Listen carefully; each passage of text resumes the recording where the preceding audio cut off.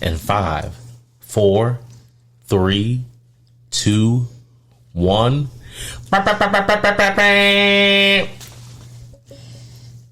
We're back. Welcome back to another episode of Cracked Vessels, where we are two imperfectly perfect people who are looking to do life together, to raise a family together, to grow old and better together. We are going on. My name is Robert. This is Samantha. And we are. Huh? I'm not okay. I don't mean to do all the talking. Going. It's okay. Okay, and we are a happily married couple of 13 years in a few short weeks. It'll be 13 years. We've known each other since we were kids, and now what is it? We've been together since 2004. Mm-hmm. Got married in 2010, mm-hmm. And on Cracked Vessels, our only objective is to provide feedback and insight and counsel from things that we have gone through. And that's much better. Okay, hopefully you're still with us. Things that we've gone through. Things that we've experienced in terms of growing individually, collectively, as well as parenting. Yes. As well as parenting. And so today's episode, we are focusing on probably one of our favorite topics, I think. That is communication. Communication. And so before we get into it, I think a good illumination. Sorry, go ahead.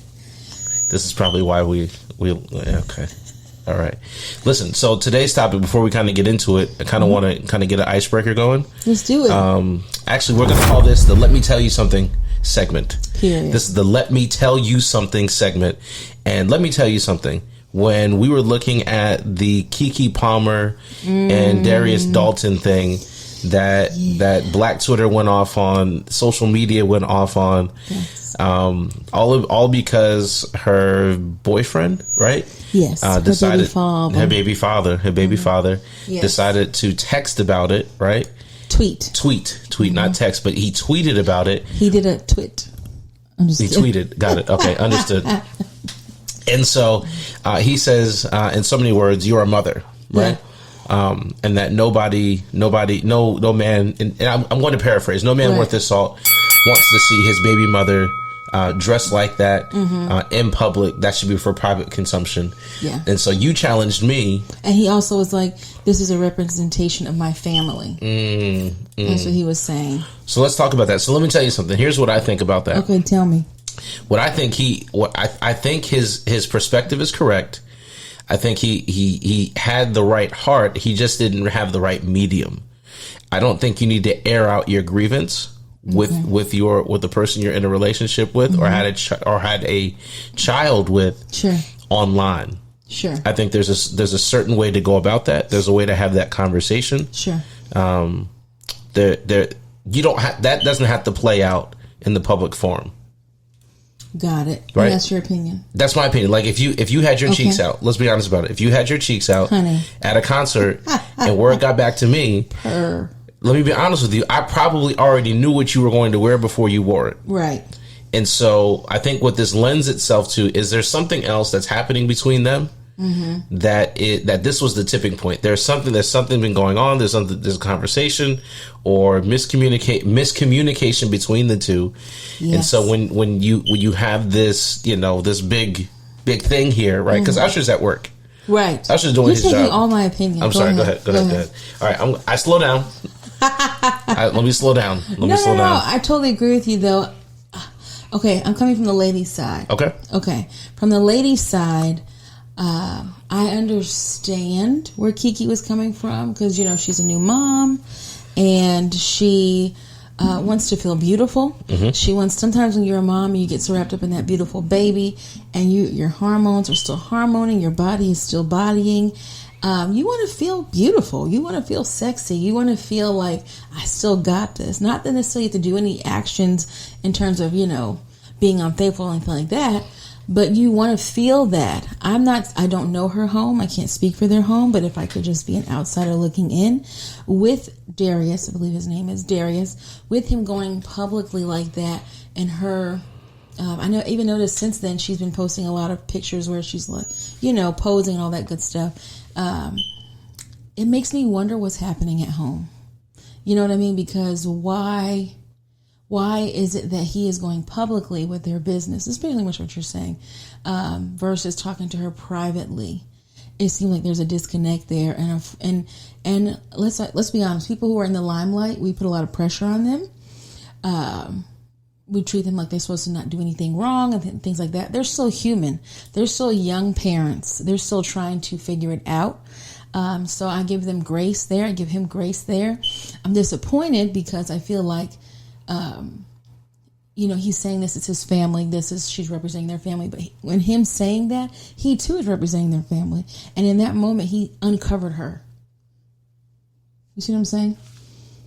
Does that make sense? What do you mean when you say uncovered? What does that mean? Because let's be honest. Everyone doesn't know what that means. Let's act like everyone does not know what uncovered means. Okay. What does uncovered mean? Okay. So when I'm saying uncovered, it's like... Because you being deep spirity and churchy, so you need to explain that.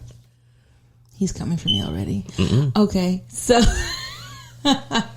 what I mean by uncovering her is that in that moment versus saying, hey, honey, privately texting her or calling her, whichever, or having a previous conversation, he went to the world. And for me, when you're going to the world in that manner, it's because you have more of, I hate to use this word, but a vendetta. I'm mad at you, so I'm going to now expose you because I feel this type of way. So I want you to feel as embarrassed as I felt. So I'm going to make you feel embarrassed. So I'm about to do this to you. That's what I mean by uncovering. If he's supposed to be representing his family, when you say represent your family, I look at you as you're saying you are the man of the house. You're the household. You're leading your family. But when you go out there and talk poorly of her, to me, that's not having her back. That's not having her best interest at heart. So to me, that was when I say he wasn't covering her in that moment. And what I will say tastefully for Kiki, I personally have not seen her come back in a bashing way. She's come back with some pictures, like period poo pictures, and I'm with it. But me, I'm more of a modest in terms of how I dress. My husband makes fun of me sometimes. Mother Teresa. But I do know that this may sound vain, and you can judge me if you want to, but if my body were different physique, I may be a little more spicy. I still not necessarily would do the full cheek on cheek, but let's be honest, people wear bathing suits. Pretty much, she was wearing a bathing suit, and I feel like you said, Usher is at work. Kiki is an actress. She's gonna perform, but she's not at work. But she's at a concert. But if you're an actor, you're always an actor, in or out. I'm sure at home she can be probably super dramatic, like all the things. So that's an assumption. We don't know how she is at home. Okay. So that's my opinion. Got it. So let me tell you something. And that was my let me tell you something. Yeah, I know. I hear that. And so today our episode is focusing on communication, right? What is it? We wrote it down. Official, here the episode is talk to me nice. Talk to me nicely. Yes, talk to me nice. Don't come at me too spicy. And so I like this because I can be wordy. I can be thoughtful. I've learned this about communication. Communication, you can be kind, you can be reflective, you can be gratuitous, you can also be divisive, you can be nasty, and you can be difficult to deal with. And the words that we say kind of frame the world that is around us, right? And so communication is one of those things that when it is not handled properly, it could be one of the leading contributors to people saying, I don't want to be in this relationship, or I don't want to be in this marriage, or I just don't want to be in this situation, right? Sure. And so when we talk about communication, what I expect is what I must give out. Does that make sense? Yes. In other words, you want to be treated how you're treating the other person. Correct. Okay. Correct. If I'm giving you good energy, I don't expect for negative energy to come back to me. Right. Right. I'm trying to sow good seed so that I could reap what it is that I'm looking for Basically, so let's kind of frame it like this. For us, the way we communicate now, and I think this is perfect. The way that we communicate now is very different than how we communicated when we first got married. Yes. Right. So when we first got married, I was 24. No, you were 20. We were in our 20s. You were 24. I was 23. Yeah, we were in our early 20s or mid 20s or whatever, however you want to frame it. And so the way that we communicated with each other then is completely different than how we communicate now. Yes. I think then there was a lot of assumptions being made. And when you're younger, you do this. You assume that the other person can help read the room or understand what it is that's bothering you. And I remember a lot of times I would just keep talking, and I'm going to try my best not in this episode to not keep talking, because I'm going to just say this and I'm going to let you go. I remember you would always pull me aside and be like, and you would tell me that I don't understand couple lingo, the nonverbal couple lingo.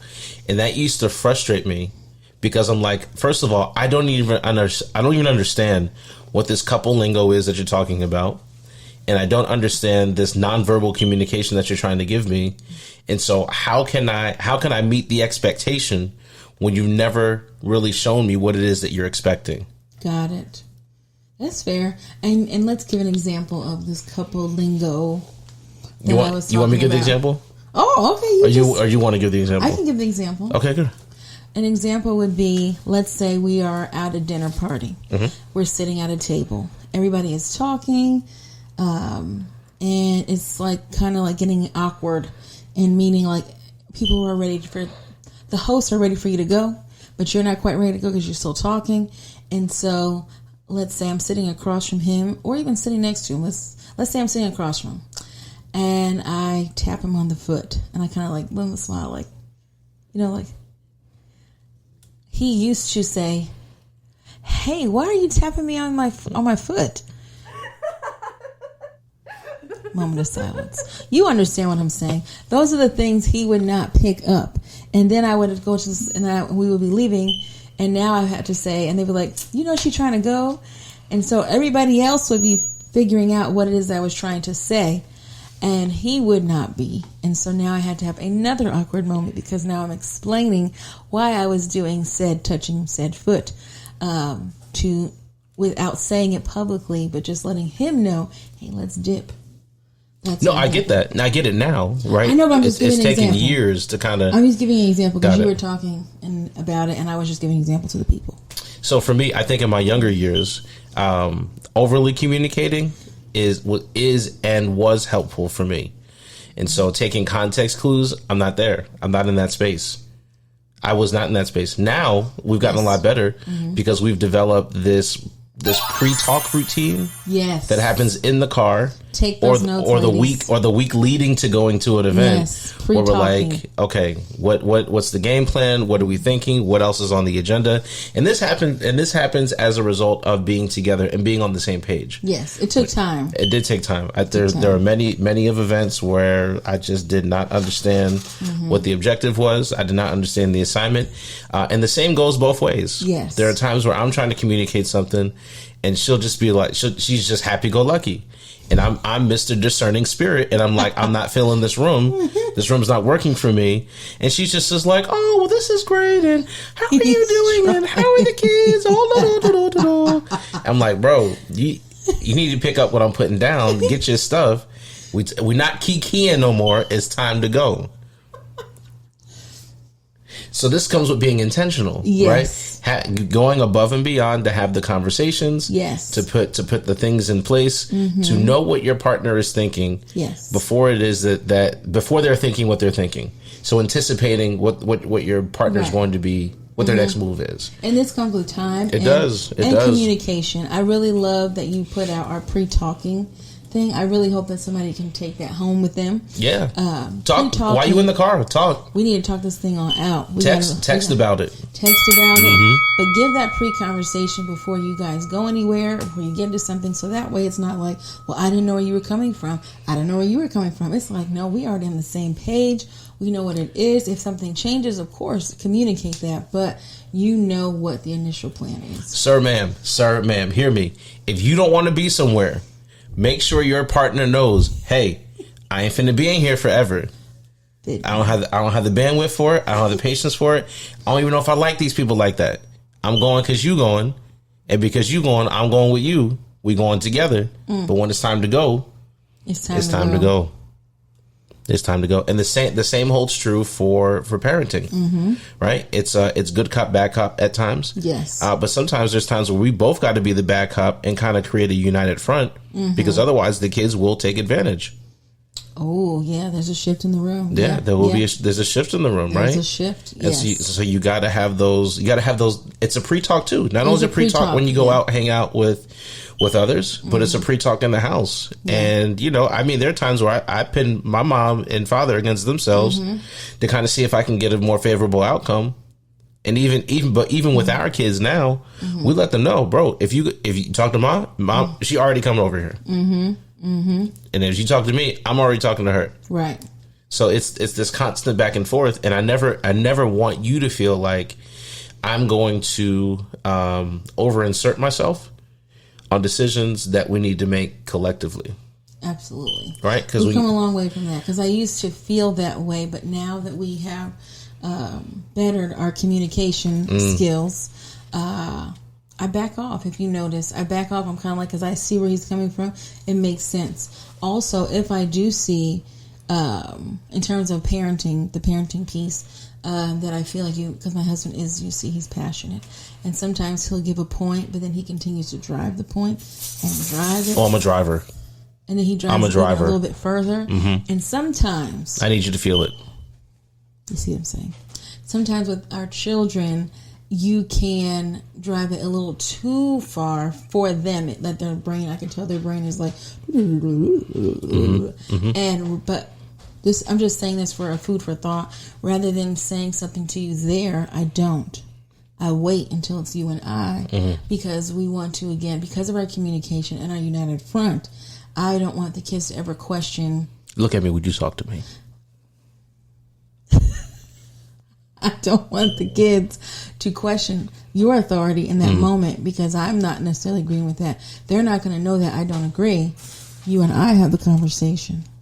Indeed. And then you move forward. Indeed. And it works out well. It works out well. The kids vice versa, because you've done that with me too. Oh, for sure. Yes. For sure. And the kids know, listen, we can't try them independently, because they're going to come back and they're going to shut it down. Right. And then they're going to beat me over the head. And then I got to hear daddy, pop, yes. Y'all know? But this piece of being intentional, right? I think it also folds into this other discipline of hearing versus listening. Yes. And so I feel like would you agree that the younger version of us did more hearing as opposed to listening? Can you explain it more? I think I know what you're saying, but I want you to explain it more for someone who else is listening. Got it. So I think there's a difference. There is a difference between hearing and listening. Hearing means I hear the message you're saying, right? But then I may be internalizing it in my own way, as opposed to receiving it in the method and means in which you wanted me to capture or grab it. Sure. Right? So, for example, if I say, or I come in the house, I was like, not right now, I had a long day. There's two ways to take that. You could hear it you could hear me say, not right now, I've had a bad day. And you automatically internalize it as saying, I did something wrong. Because this is the first time I'm seeing you all day. We've been away from the house. You've been at work. People have been pulling on you. I know the world's pulling on you. Society's pulling on you. And the one thing that should bring you peace is not able to bring you peace in that moment. And what you hear is, I don't have capacity for you right now. But what I think as we grow, and you've heard me say that before, what you then listen and hear, not hear, but what you're listening to then is me saying, I don't have the capacity to be what you need me to be in this moment. And I should give you a second to kind of recharge your batteries. Right. So you'll be solid for everybody else around us. Absolutely. So that's what I mean. Would you say that I would concur. That is correct. Yes. You say I talk too much in these podcasts, and then when I ask questions, you just give one-word answers, and you're just like, sure. Yes. That's terrible. No. I do definitely agree with you. I've come a long way from that. From what? From feeling as if it was something me that I have done or not done, or so you were internalizing. Yes, I was definitely internalizing because I wanted to be, and I still want to be and strive to be a good partner to you. But I think in those moments, it's almost like a puppy, and you're like, you know, and when you leave out the house, you can leave out the house for 1 minute and come back, and the puppy is excited. It's like Jackson. Yes, Jackson. We have a new dog that's very needy. He's great though.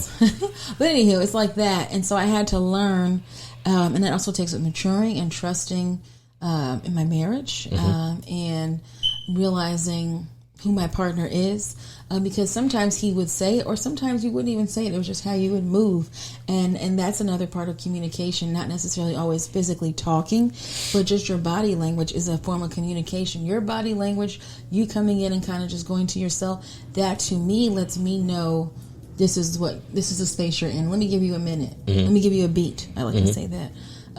Vice versa. Sometimes I have come home and I have just sat in the car and I've been home, but I just need a minute. I don't want anyone to recognize me yet, and I'll just sit there for a minute. And you have seen that, and you have let me have my peace.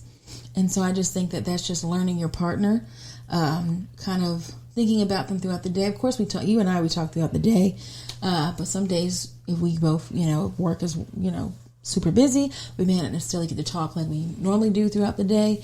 And so we kind of know our worlds, even though we don't necessarily live in those worlds. Like, I don't live in your hospitality space, you don't live in my higher education space. However, I'm kind of like, I know you got a lot on your plate. You know what the kind of things I have on my plate. So it's just respecting the other person's. Go ahead. And just reading my breath wasn't to stop you talking. Oh. Yeah. But yes, I agree with you. And I just wanted to also reiterate that communication is not always necessarily with just talking in words. It can also be with your body language. Sure. But that does take time. So don't feel like today you have to know everything about the person. That takes time. That takes them vocalizing in those moments. Like, you can say, not like I can't not talk to him. I can say, hey, what are you feeling right now? Or, you know what I mean? Because in that moment, he's not going to be like, just leave me alone. He's not going to do that. He's going to say something. He's going to give me something. And so that way, for me, that's almost like a mental note moving forward. So I know when he's like this, I should maybe move like this. It's a partnership. Yes. It is. No, it is a partnership. No, you're absolutely right. Yeah. But it takes time to get there. It doesn't happen overnight. And I think it's a commitment to growing with your partner. Yes. Right. And when I do couples counseling, I always say, listen, you're in love and marrying the person that you've met, but can you love the person you have yet to meet? That part. Right. Because we all we evolve, we grow, we change, we shift. Majority of us do, not all. Some people are just creatures of habit, right? And they rest and reside in that, and that's how they want to move. Sure. But even in that, there are still changes that are happening in that person. Whether it's seasonal changes, whether you're grieving the loss of a job, a loved one, an opportunity, a dream, whatever the case may be. Anytime you lose something or you gain something, there's something that happens to you mentally. Yes. Something that happens physically, something that happens spiritually. Absolutely. And so I think learning to evolve in your communication. One way I think we can evolve in our communication is asking really good open-ended questions. Like, when I do this, what does that? How do you feel? Or really not even saying when I do something, because that's insinuating that you've created this thing in the other person. Okay. But I think asking, how do you envision your career in the next 5 years, or what's your outlook for the family over the next, over the next couple months, or what do you really want to do? What are you passionate about? I think one of the best things you can do for your partner is to ask them engaging questions that demand that they come to the carpet and answer these tough questions. Like, sit with them, roll with them, be occupied with them. Yes. And in doing so, they'll start to uncover what it is that they're passionate about, what it is that they are designed for. And when you know that from a partner perspective, you now know how to position yourself in that person's life. Sure. You may not need me to be the cheerleader in this season. Right. In this season, you may need me to be the driver. Right. To hold you down and to sustain you while you kind of catch your breath. Absolutely. And move forward. You did that for me during the pandemic. Like I was furloughed 18 months. You retained your job. And I went through depression. I gained weight. The pandemic gave me the gift of being a diabetic. Yeah. We're working through it. Right. You're doing so great. Thank you so much. I appreciate that. Numbers on fleek. That on fleek is such an old word. I'm so sorry, y'all. The numbers are doing good. A1C is looking good. I'm very proud.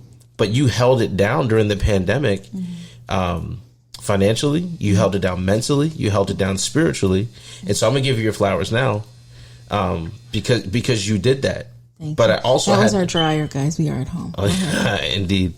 And so, but I had to. I don't know if I ever communicated that, and I think my actions communicated where I was and how I was feeling and what was going on in my mind, even though I didn't have words to articulate how I felt. Yeah. Because it was a very unfamiliar place to be. And so for the folks that are going to watch this, all of us end up in seasons where it's unfamiliar, it's uncomfortable. And especially if you're in a committed relationship, you're dating someone seriously, or they're your fiance, or you've been married for a number of years, or newly married. Yeah. When they say sickness and health, Baby. For better, for worse, for richer, for poorer, those vows mean something, not just to you and God, but to you and your partner. Yeah. That you have signed up to literally be their partner through good, bad, and indifferent. Facts. Bars. Facts. Thank you for the flowers. Yeah, and so many people give up too soon, because communication is shaky. It gets uncomfortable. It's not always uncomfortable. I think even with the intention piece, it's not every conversation isn't like an exciting conversation. Some of the conversations you have to have, it's like pulling teeth. Oh, it's okay. It's like pulling teeth almost for yourself, but you kind of have to just rip the Band-Aid off in order to be able to move forward clearly. Rip me out the plastic. I know he was going to say that. I've been acting brand new. Yes. I have no words. I just knew he was going to say that. But yeah.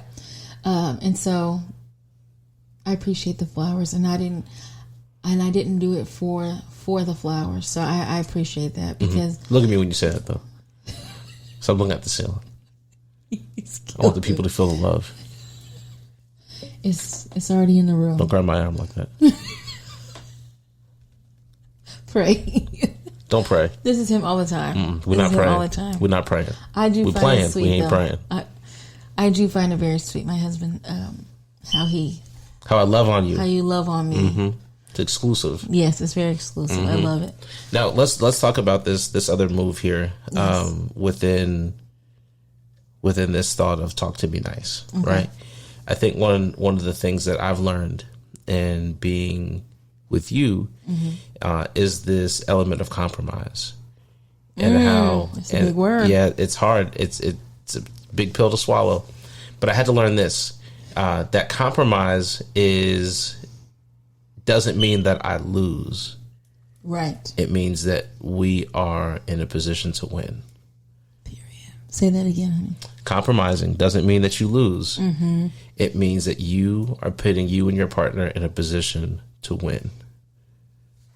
Period. Mic drop. Mic drop. Mic drop. Yeah, because I can push a point, right, and I could launch out, right. And I've done this before. You live for it. I'm a competitor. He loves. And so it. if I could bury you, I'm gonna bury you and let you know that I did it. And then come back and dig you up, just to let you know it's me. You did. Just to let you know it was me. But when you're committed in this and you're doing this work, you got to know that to compromise doesn't mean that you lost. It means you won, because you're putting your needs and your own selfish desires and motives beneath the relationship, and saying, I'm putting the relationship with God. Right. And I'm putting the relationship with my spouse on tier 1 and 2. Sure. And when we get to 3, if 1 and 2 are satisfied, 3 is going to be straight. Period. Yeah. Yeah. I definitely agree. I think on my side too, there's sometimes I'll be like, but then I have to realize because I can sometimes have a spirit of control.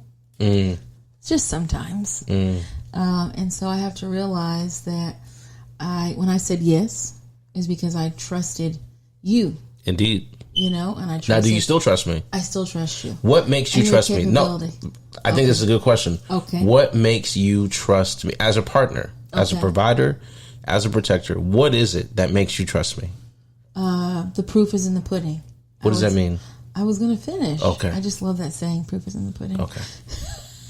Okay, sorry. Stop laughing to avoid answering the question. I can laugh. Anyhow, what I was going to say was... He's staring at me. Okay. No, I would say it's just how you move, how you have, in terms of being my husband, my protector and provider, how you moved through our marriage, how when I was nervous about something not happening, it happened. You know what I mean? Like you took care of us. And I know that wasn't easy for you, but it's been just your character, really. I would like an example. Okay. He's just really... The people deserve... He's pulling today. The people deserve an example. Okay. Because this is real time. Sure. Right? Okay, so we were already talking about the pandemic. There's so many examples. I mean, every day is an example. But we were already talking about the pandemic and the things that we faced during the pandemic. Yes, I did. My job was stable through that time. And yours, unfortunately, it was not.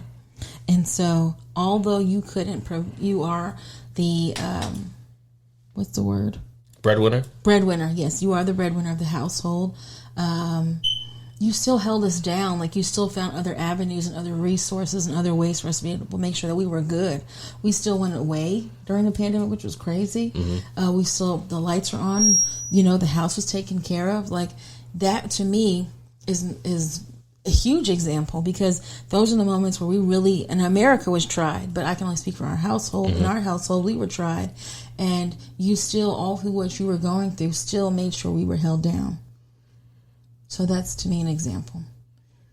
Is that an example? Only if you think it is. It's an example to me. It's a good example. No, it's a phenomenal example. Yes. Yeah. I know my humor can be dry at times. You get it. Yes, I get you. And the folks that are going to be looking for us will get it as well. Period. Okay. Yeah. Well, you may be a little too old to be saying period, but we'll talk about that. I am not. We'll talk about that in another episode. Listen, we don't want to keep meddling. No, we're not gonna do that right now. It's supposed to be on record. Huh? Is it still recording? Yeah, it's still recording. Yeah, it's still recording. We'll get to that in a second. So listen, communication is key. All right, so let's wrap this up. Yeah, we have to pick up our daughter. We gotta go. Yeah, go get the one of the children. One of your kids. And so in this piece of communication, I just sent a message. In this piece of communication. What's your final thought? What would you leave? What would you want people watching this to walk away with? If they're having trouble communicating, yes, right? Sure. But they know that they can do it, and they've got a spouse that can do it with them. What would you tell that couple? Okay. So, speaking to someone or a couple, as you said, that is having trouble communication, what would I want to... Trouble with communication. Mm-hmm. What I want them to, I guess, if they were asking me for advice, what I would give them. What would you leave for them? Got you. In terms of communication, what's the one thing that you would share with the couple? Got you. That's struggling with it. Okay. So it's just kind of like a little paragraph. Okay, that's a thought. Okay. I didn't say a word. So, because you said one thing, I got nervous. I heard one thing. What I would say is but when you're talking to someone, when you're communicating with them, be respectful. Because that honestly is something that I hear more often than I should, I feel. That people don't necessarily know how to talk to people, especially when they're mad. You kind of black out and you just be saying the most hurtful thing to hurt the person just because you're at your peak of irritation. So my first thing would be to say, be respectful to each other.